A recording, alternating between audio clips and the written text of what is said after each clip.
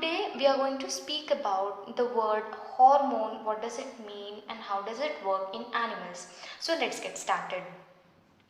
Control and coordination basically means हमारी body में जो भी फंक्शंस होते हैं वो किस तरीके से मैनेज किए जाते हैं, किस स्टिम्युलस में कैसे रिएक्ट करना है, हमारी बॉडी उसको कैसे कंट्रोल एंड कोऑर्डिनेट करती है.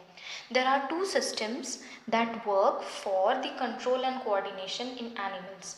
First is the nervous system, second is the endocrine system. Nervous system के बारे में हम पहले से पढ़ चुके हैं, still we are going to revise. And endocrine system is something which is new to us, about which we must understand. So let us have some few points of differences between them. First, nervous system is made up of brain, spinal cord and nerves. Endocrine system एक ऐसा system है जो बना हुआ है glands and target organs से. ये क्या होते हैं that we will discuss in some time. Nervous system carries messages in the form of electrical impulses, जैसा कि हम देख चुके हैं.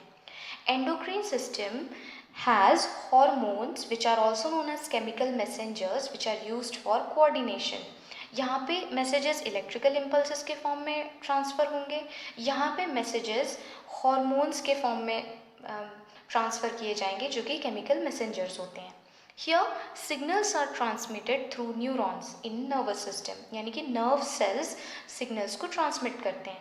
Whereas in case of endocrine system, the signals are transferred via blood. It means जो भी signal हमें हमारे target organ तक पहुंचाना है वो signal blood के through वहाँ पे पहुंचेगा.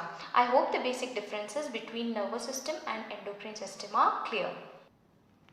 Next thing that we must understand is what is endocrine system. जैसे हमारी बॉडी में अलग अलग फंक्शंस के लिए अलग अलग सिस्टम्स प्रेजेंट हैं, उसी तरीके का एक सिस्टम एंडोक्रीन सिस्टम होता है. Endocrine system is made up of specialised organs which are known as glands. Glands are specialised organs that produce chemical messengers. ये ऐसे ऑर्गन्स होते हैं जिनके सेल्स स्पेसिफिक केमिकल्स प्रोड्यूस करते हैं जो कि केमिकल मैसेंजर्स होते हैं. वो केमिकल मैसेंजर्स क्या होते हैं? Hormones. Glands make hormones. Hormones are signaling molecules secreted in trace amounts. ये signaling molecules है. It means जिस भी organ के ऊपर काम करना है वहाँ तक ये signal ले जाने का काम करेंगे. And they are secreted in trace amounts, small quantities by glands. अब जब glands हॉर्मोन्स बना रहे हैं तो अगर हम एंडोक्रीन ग्लैंड्स की बात करेंगे, एंडोक्रीन ग्लैंड्स ऐसे ग्लैंड्स होते हैं जो अपने हॉर्मोन्स को डायरेक्टली ब्लड में रिलीज करते हैं. ठीक है, these are also known as ductless glands. So hormones via blood, it means with blood, go to the target organ. Target organ क्या होते हैं? Specific organs on which a particular hormone acts. हर hormone एक particular organ के ऊपर काम करता है, सो वो ऑर्गन उसका टारगेट ऑर्गन हो जाएगा जहाँ पे जाके उसको सिग्नल प्रोड्यूस करना है. That is how endocrine system works. Endocrine glands make hormones. Hormones are chemical substances. They move with the blood and go and transmit the signal to the target organs. So the target organs act in a specific manner. I hope you are clear with endocrine system. Next, after understanding endocrine system हमें ये पता होना चाहिए कि हमारे body में major glands कौन से हैं और वो कौन सा हार्मोन प्रोड्यूस करते हैं and which particular target to they work upon, what is their function. So here is a table related to it.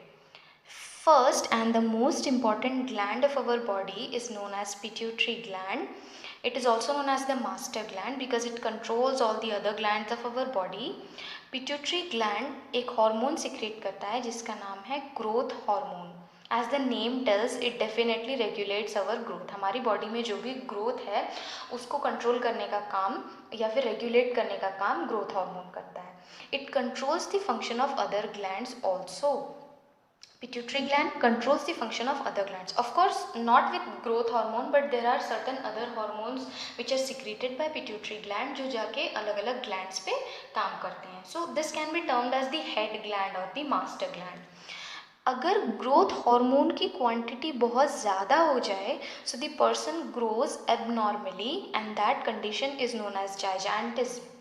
If the growth hormone is secreted in very less amount, the person remains stunted, यानी कि short, उनका growth इतना नहीं हो पाता है, and that condition is known as dwarfism. Second gland is known as the thyroid gland. It produces a hormone thyroxine. Thyroxine is produced in the presence of iodine. That is why we are supposed to take proper amounts of iodine in our diet so that thyroxine can be produced. Thyroxine is a hormone that helps in the metabolism of fats, proteins and carbohydrates. यहाँ पे metabolism का मतलब है कि जो भी fats, proteins and carbohydrates हम लोग हमारी डाइट में ले रहे हैं उसका प्रॉपरली ब्रेकडाउन होना एंड हमारी बॉडी में यूसेज होना. Okay, that is the responsibility of thyroxine hormone. Adrenal glands, these are two glands, okay, a pair of glands actually. They make adrenaline hormone, which is also known as the stress hormone. It prepares the body for emergency situations. जो भी emergency situations, shocking situations होती हैं उसमें हमारी body को वापस balance में लाने का काम या फिर अपने आप को इमरजेंसी सिचुएशंस के लिए प्रिपेयर करने का काम एड्रेनलिन हार्मोन का होता है. Next, pancreas. Pancreas produces a hormone which is known as insulin. It controls the glucose level in blood. Whatever glucose we take with the food, it has to be broken down so as to produce energy. और वो काम को stimulate करना, उसे activate करने का काम होता है insulin hormone का. That's why if insulin is not produced in proper amounts, the person suffers from diabetes because blood sugar level जो है वो control में नहीं रहता है. Next, testis. Testis is also a reproductive part. It produces a hormone known as testosterone. It helps in the growth and development of male reproductive system and secondary sexual characters. Similarly, ovaries. Ovaries produce two hormones, estrogen and progesterone. दोनों का काम है controls the growth and development of female reproductive system. Also, it helps in the development of secondary sexual characteristics. यहाँ पे याद रखने वाली बात ये है कि सेकेंडरी सेक्सुअल कैरेक्टर्स ऐसे कैरेक्टरिस्टिक्स होते हैं जो मेल एंड फीमेल के बीच में डिफरेंस प्रोड्यूस करते हैं physically, which are observable differences. So these are some of the hormones which act in our body and help in control and coordination.